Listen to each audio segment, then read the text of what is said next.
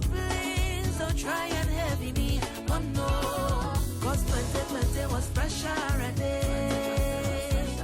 So I ain't losing no sleep for nobody. I don't know if you will notice, but I own money and progress. If you have ulterior motives, hear me loud and play. I don't want them people gone. All right, so welcome back. So 12 young persons from Trinidad and Tobago have been appointed Island Innovation Ambassadors by the United Nations Sustainable Development Goals. With us this morning is Mr. Adrian Douen, Island Innovation Ambassador. Mr. Douen, thank you very much for coming this morning. And thank you for inviting us and having this opportunity for us to explain all the different things. We're actually, this is our 5th year here in Trinidad, and we have had 2 very, very successful hubs for the youths and adults based on climate change, circular economy, and etc. Yeah, so let's get into it, because I think for some people this morning, this may be new to them. So please tell us a little more about it.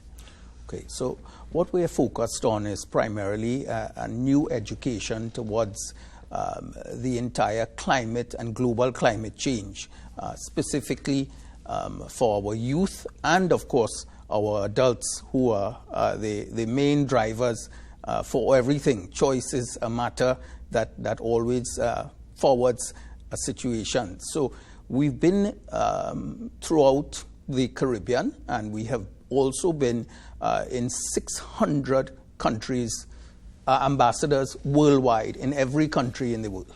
Yeah. Tell us about these 12 young people and how were they chosen? Okay. So the 12 people are actually also ambassadors, and of course the normal criteria, education, their participation in different events, and etc. Yeah. And how were these 12 persons chosen?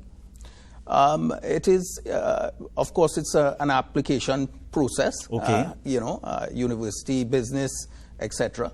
And then we, of course, analyze who is the best set of people. And of course, we are looking for people who are movers and shakers in the young industry of climate change, and how should I say, renewable energy is also part of all the things that are happening.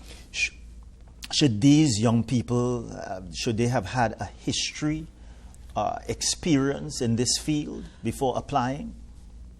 I would say, an interest? The youth hubs that we are holding actually encourage from as early as the 5th standard students right up to university to attend. So it's not segregated to any small group of people. It's a lot of people that are involved on a day-to-day basis with their everyday lives. Yeah. And what are the ambassadors expected to do? The ambassadors, of course, like myself, promoting all the events worldwide. We do have a global virtual summit that takes place in September. All right. And of course, it's always to encourage everyone to be involved, because the matter of the green economies and the blue economies and everything that's running the world now, it's really, really important that education comes out to the young people and the adults who they are being led by. Yeah. You think that young people in Trinidad and Tobago are embracing this concept, this belief of climate change, and they're willing to participate and they're willing to make changes? Well, I think that we are at a point in time where Trinidad and Tobago has always been the leader in many different areas, and the young people now, I mean, you can drive down Port of Spain in any rainy day and realize that global climate change is taking place. The weather has changed tremendously on a day-to-day basis. We're all facing, sometimes we're wondering if we're not in the desert area. Yeah. You think that as a country, on the whole, that we have bought into this concept and belief, as I said, about climate change? Well, I would say we have several representations here of organizations worldwide. We do have a full UNDP, UNESCO, etc. offices. So there is a good representation from an international point of view, so that people can know and will know, of course, because of what we're doing through Island Innovation, which comes in August for the first, the youth thing, and then early September, just before a virtual summit that takes place. And we have prime ministers and several dignitaries around the world that are speaking at that particular conference. Yeah, that's the one in August? The one in September. Yeah. Tell us a little bit about the one in August first. Okay, so the one in August, we have a very special keynote speaker, right? Gentleman of very high esteem. I don't want to spoil the surprise. Yes. But that will be focused on, again, all the main topics of climate change, water, the resilience to weather conditions, emergency technologies for when there's an emergency, earthquake, etc. So there's a lot of knowledge. We'll be having 5 main speakers. We have a very dynamic group of people. A young lady who I will mention, Ms. Khan, who works at the UNDP, will be one of our youth speakers. She's actually in Brussels right now because she represents the EU Youth Conference. Yeah. When is the event in August? Date? It's the 26th of August. Yeah. If you could, please tell us about the format of the program. How are things going to roll out on the 26th? Okay, so the normal protocols, of course. We have the national anthem. Yes. And, then we have our keynote speaker, a very esteemed gentleman, yes. right? We are followed by 4 groups of speakers, and I say groups because the individual speakers will also have their 1 or 2 assistants, and we'll be covering all the 5 topics that are being focused on worldwide by similar ambassador groups in other countries. Mm-hmm. And this is going to be only one day of discussion? Yes. It's a morning leading into midday, and of course we have to treat our guests, the young people. So they'll be having a little meal. We have a little giveaway. It's a it will be an exciting event for young people to participate in. So there is the opportunity for other young people, members of the public, to participate and come to attend. Absolutely. It will be advertised through the Heroes Foundation, and we want to shout out a thank you and really good support and encouragement from the Heroes Foundation. The last live thing that we had was very much supported by them, and our virtual youth hub, which took place, the last physical virtual one, which was in 2021, that was really, I must say, we had a lot of support from a lot of very good people of Trinidad and Tobago, and the youths themselves. Yeah. What are you all hoping to achieve from the event in August? We're hoping that a lot of young people will now come to the realization that this is not a situation that the country faces without them.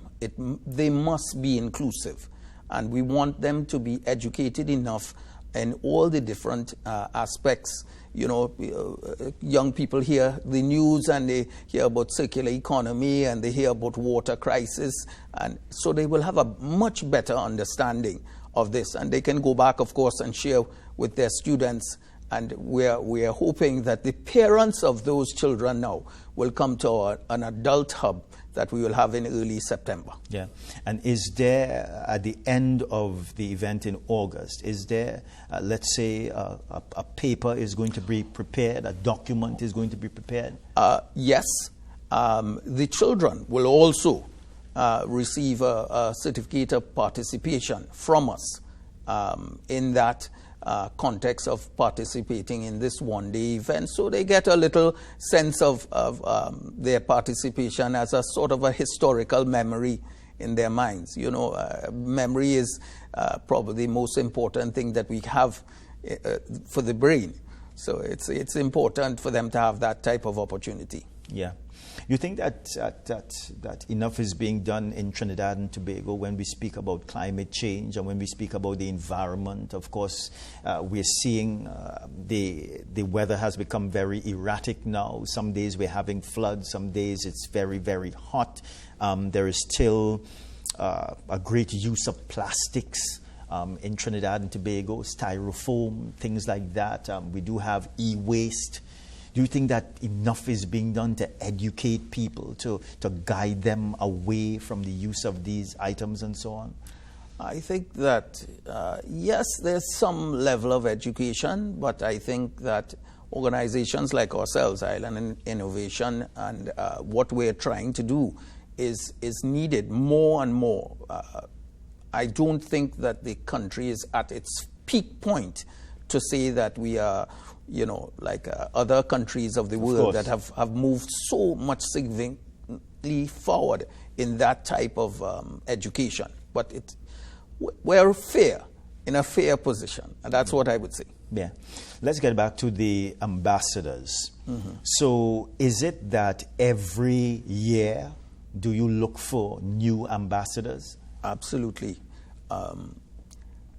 Every year we are trying to achieve younger and newer people to join our fold. This is my 5th year. I'm one of the most senior ambassadors since the program started. So it's a great encouragement for young people. People can have the opportunity to meet and network with a number of different people, not only from Trinidad. As I said before, we have over 600 ambassadors worldwide in almost every country. You know, so you can meet Chinese, Indians, all the normal races that we have here, the lovely people that we have here in Trinidad. You can now have counterparts in every part of the world. Yeah. As our time is slipping away this morning, Mr. Douen, is there anything else you'd like to tell us before you leave us this morning? Well, I'd like to encourage all the young people that are available this summer to take the opportunity to look at the plastic usage, look at what they're doing day to day in terms of the education that's forward thinking. We need a lot of renewing